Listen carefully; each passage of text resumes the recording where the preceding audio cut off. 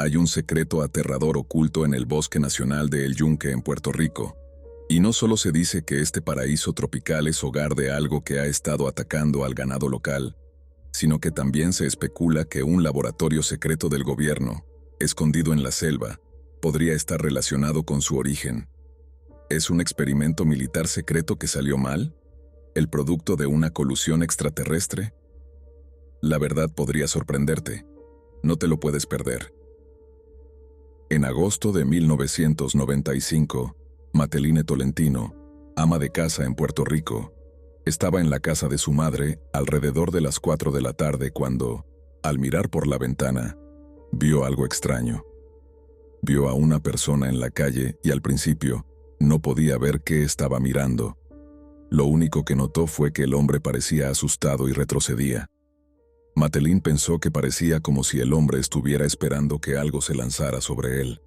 Después de cambiar de ángulo, finalmente vio lo que estaba mirando y entendió exactamente por qué tenía tanto miedo. Allí, en la estrecha calle afuera, había otra figura, y lo que sea que fuera estaba lo suficientemente cerca y se movía lo suficientemente despacio para que ella pudiera observarla bien. No era muy alta, apenas medía alrededor de 1,20 metros y caminaba sobre 2 pies como una persona. Cualquier parecido con un ser humano terminaba ahí. Lo primero que Mateline notó fueron los ojos. Los describió como gris oscuro, quizá incluso completamente negros, y explicó que parecían húmedos y salidos, extendiéndose hasta las sienes y hacia los lados. Tampoco tenía nariz, solo un par de pequeños orificios en la cara, y apenas una leve insinuación de boca. Un pequeño corte donde debería estar la boca que nunca se abrió mientras ella lo observaba.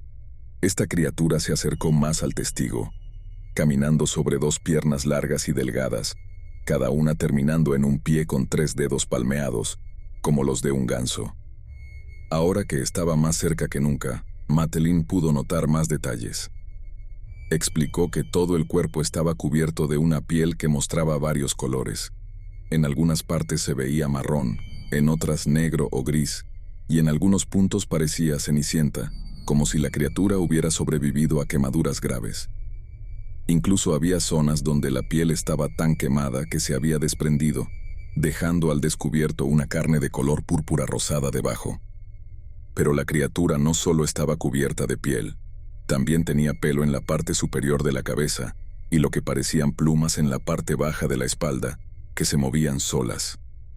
La mayoría del tiempo las plumas estaban pegadas, pero de vez en cuando se agitaban rápidamente, empujadas y jaladas por unas membranas rojizas que corrían a lo largo de la columna vertebral del ser. Aunque su apariencia era alarmante, su comportamiento era aún más aterrador. Mateline explicó que tenía 3 dedos largos y delgados, y que sus brazos también eran muy largos, retraídos en posición de ataque, como si fuera un monstruo de televisión. Entonces algo le cayó a Mateline. Tenía que hacer que alguien más viera a esa criatura. Llamó a su madre, quien corrió rápidamente a su lado, y juntas observaron a la criatura que acechaba en la calle frente a su ventana. En ese momento, Mateline se agachó, no para esconderse, sino para intentar verla mejor. Al bajar al suelo, miró para ver si esa criatura tenía genitales, pero no pudo distinguir nada. Entonces, riéndose al ver a ese ser sin genitales, le dijo a su madre: «¿Qué demonios es esto? ¿Acaso defeca por la boca después de comer?». No estaba segura de qué pensar, pero mientras seguía observando a ese ser extraño, notó que actuaba de manera extraña, como si fuera robótico y estuviera siendo controlado por alguien o algo. Normalmente, una observación así le habría parecido graciosa, pero no fue así, porque Mateline se dio cuenta de algo en ese momento. La criatura ya no estaba mirando al hombre afuera, sino que la miraba directamente a ella. Lo que pasó después fue un torbellino. Mateline gritó, y en un increíble acto de valentía, cuando su madre escuchó el grito, no huyó, ni se escondió, sino que salió corriendo hacia el patio, directo hacia la criatura. Desde la ventana, Mateline vio que 2 personas corrían tras ese monstruo. su propia madre y un muchacho local que ella conocía, quien a veces ayudaba a su esposo con las tareas de la casa y otras cosas. La vio correr tras el animal, que ahora brincaba hacia la línea de árboles, saltando como un canguro. No está claro cuánto tiempo estuvieron fuera. Lo único que Matelín sabía era que, después de un rato, ambos regresaron. Matelín explicó que después de ver a la criatura adentrarse en el bosque, su madre y el muchacho la persiguieron e intentaron capturarla. Aparentemente, cuando el muchacho estuvo lo suficientemente cerca para intentar atraparla, el muchacho se dio cuenta de que no tenía plumas, sino largas espinas que cambiaban de color, y que su boca estaba abierta, mostrando colmillos muy grandes. Y justo entonces pasó algo peligroso. La criatura comenzó a moverse mucho más rápido de lo que ya lo hacía, y desapareció para siempre entre la maleza. Lo que es aún más extraño es que los pies de esta cosa ni siquiera tocaban el suelo. Era como si estuviera suspendida en el aire, y simplemente flotara.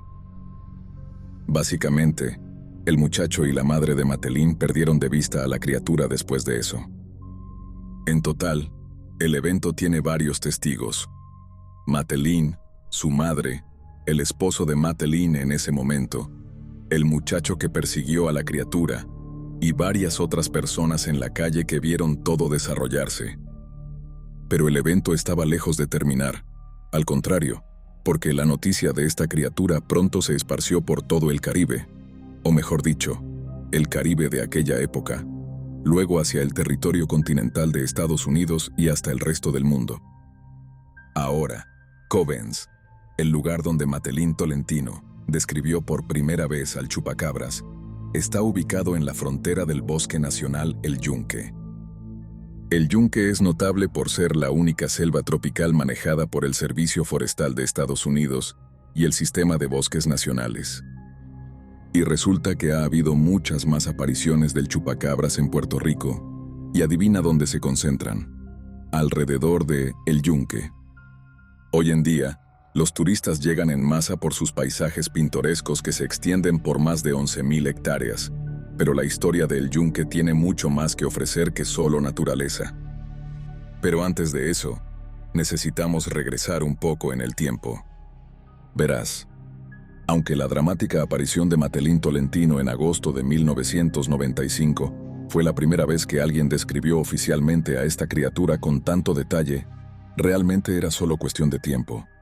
Porque, como se descubrió, Puerto Rico estaba en medio de una ola de mutilaciones horribles a animales domésticos.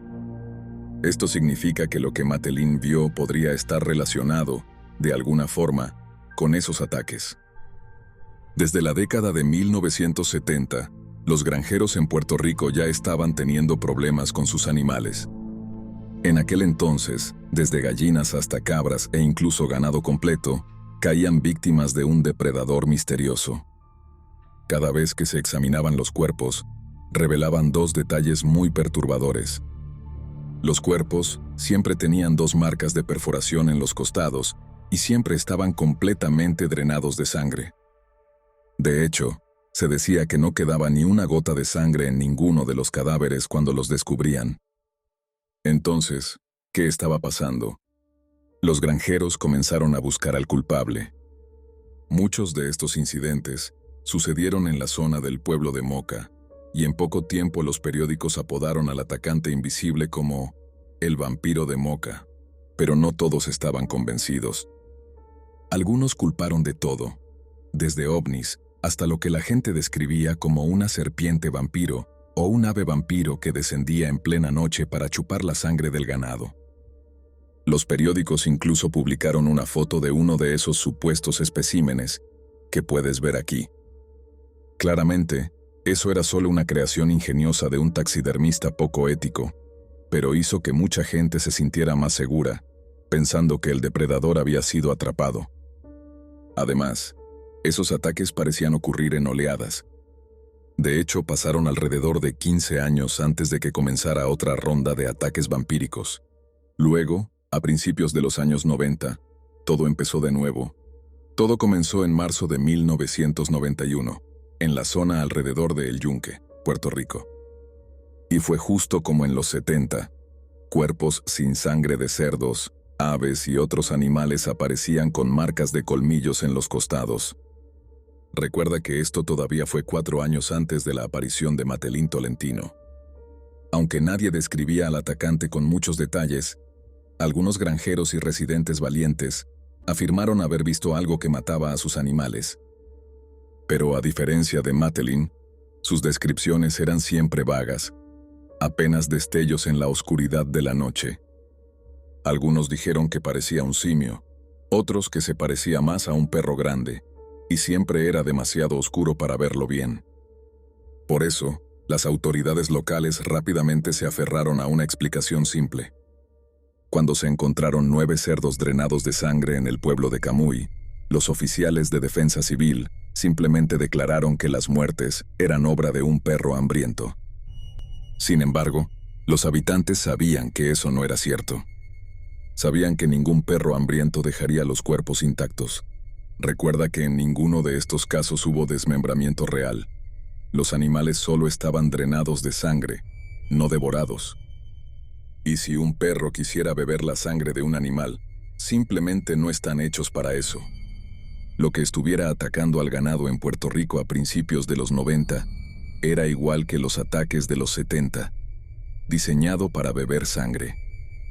Claramente la población local se sentía ignorada por sus líderes, y esto llevó a que ciudadanos de lugares como el barrio Pelaz salieran a las calles por la noche, patrullando el campo con palos y antorchas para intentar encontrar y matar al vampiro que amenazaba no solo su sustento, sino también a sus familias. De hecho, un residente preocupado, un granjero y maestro de escuela pública llamado Héctor Colón, se convirtió en un defensor de la población. En abril de 1991, dijo a una estación local de noticias que era agricultor y podía asegurar que esas muertes eran anormales, pero las muertes seguían acumulándose. No hay manera de saber con certeza cuántos granjeros fueron afectados por estos ataques, pero se sabe que se extendieron a áreas adyacentes ese verano. Y ahora, además de un misterioso simio o un perro de gran tamaño, la gente empezó a reportar grandes gatos extraños que parecían capaces de desaparecer en el aire. Y aun si no fueran capaces de desaparecer, esos gatos ya serían extraños por sí mismos. De hecho, los mamíferos más grandes en Puerto Rico, que no son especies invasoras, son los murciélagos. A pesar de toda esta evidencia, las autoridades se mantuvieron firmes en su postura, insistiendo en que perros especialmente agresivos, aunque completamente normales, eran los responsables. Luego, los ataques cesaron nuevamente durante varios años, para reanudarse en 1995, trayendo consigo nuevas evidencias de que algo verdaderamente inusual estaba ocurriendo. Uno de los ataques más notorios ocurrió el 21 de marzo de 1995. Un granjero local respetable llamado señor Bereto afirmó que sus ovejas habían caído víctimas de algún depredador invisible. Al día siguiente, varios investigadores visitaron su propiedad para examinar sus afirmaciones. En su sitio web, Inexplicata, el investigador Scott Corrales escribió lo siguiente. El testimonio de Bereto indicaba que las muertes de animales comenzaron el 10 de marzo, cuando se dio cuenta de que algunas ovejas faltaban a la hora de alimentarlas.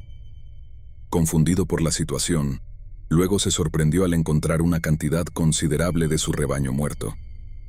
Triste pero no demasiado preocupado, no pensó en reportarlo a la policía, atribuyendo sus pérdidas a la actividad depredadora de algún perro salvaje.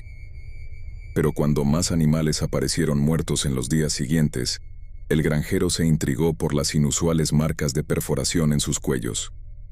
Fue entonces cuando decidió presentar una denuncia ante la policía municipal. Los investigadores rápidamente se centraron en la evidencia más obvia en la propiedad de Bereto: las extrañas huellas con 3 dedos que cubrían el suelo. Este hecho descartaba el ataque de un perro o un felino, ya que cánidos y felinos tienen 4 dedos. Un análisis más profundo mostró que había una distancia de 46 centímetros entre las huellas, lo que sugería que la criatura que las dejó era bípedo, no cuadrúpedo. Su peso se estimó entre 55 y 65 kilos. Además de estar drenados de sangre, los cuerpos de las ovejas fueron examinados con un contador Geiger, y los investigadores determinaron que emitían niveles de radiación anormalmente altos. Incluso se especuló que los cuerpos habían sido inyectados con radiación.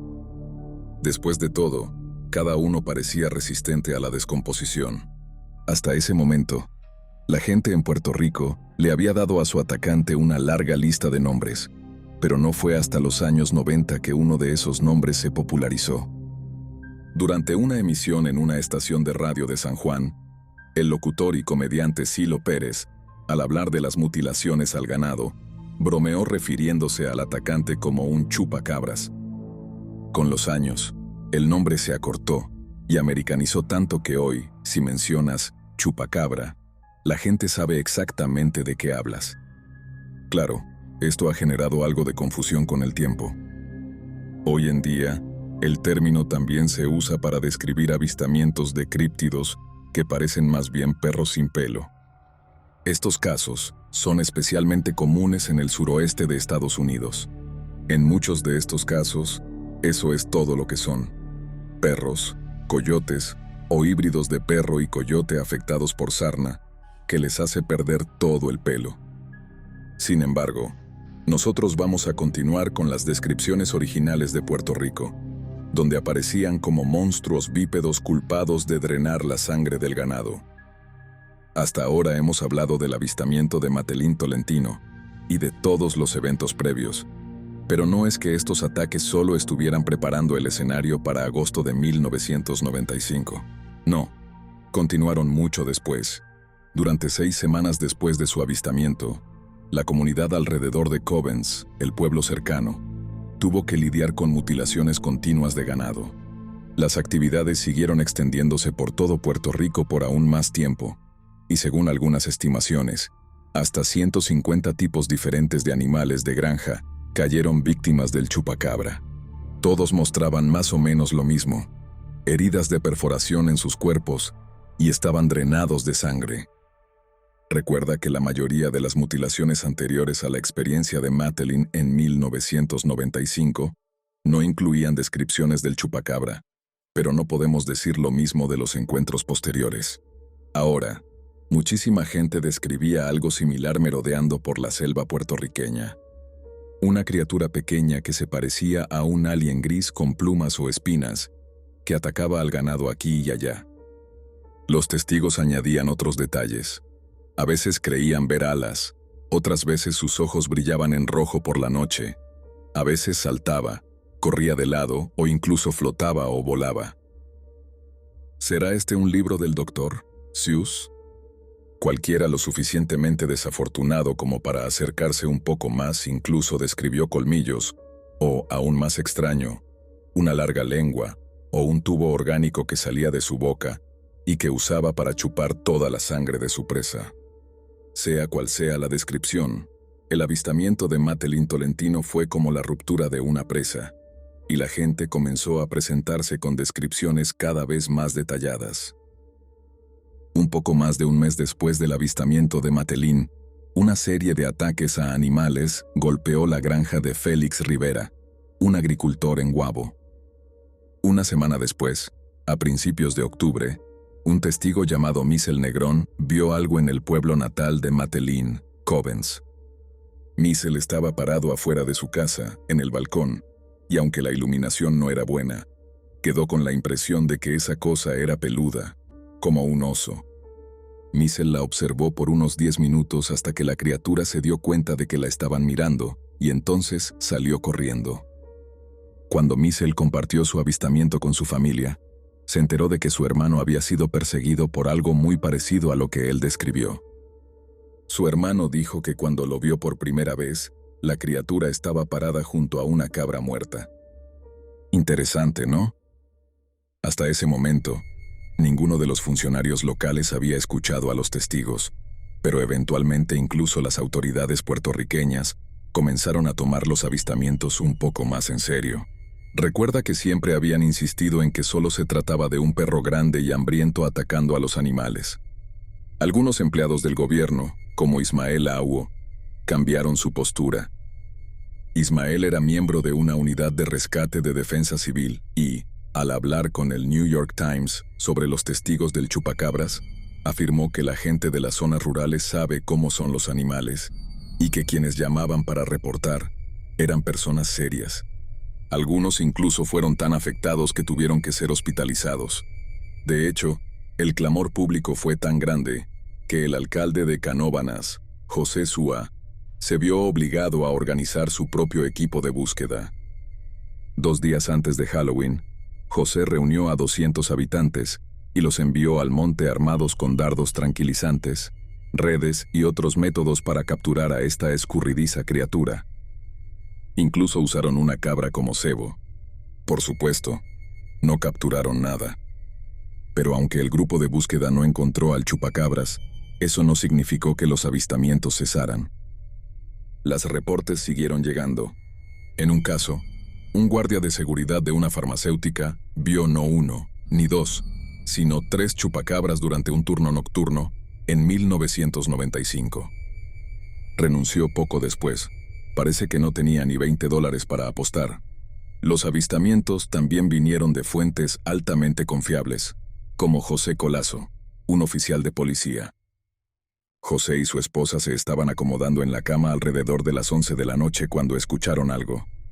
La alarma de su nuevo Toyota se activó afuera. José agarró inmediatamente su revólver .357 Magnum, seguro de que alguien intentaba robar su auto nuevo, pero lo que encontró fue mucho peor. Salió al garaje esperando ver a un ladrón, pero lo primero que lo recibió fue su perro. Bueno, no exactamente lo recibió. El perro tenía la atención en otra cosa. De hecho, el perro estaba gruñendo y aullando. José miró a través de la oscuridad y finalmente entendió lo que estaba pasando. Su perro estaba en una lucha de vida o muerte, rodando por el camino con algo un poco más grande que él. José pensó que era otro perro, pero luego se dio cuenta de que ningún perro tendría ojos tan grandes, espinas y dedos así. Resulta que José es un buen tirador y logró darle un disparo certero al atacante, rozando por poco a su propio perro. Pero la reacción de la criatura fue muy extraña.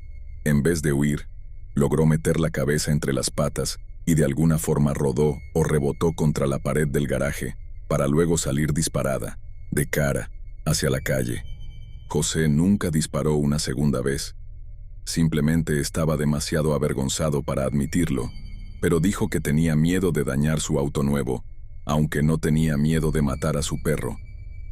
Sabemos cuáles son las prioridades de José.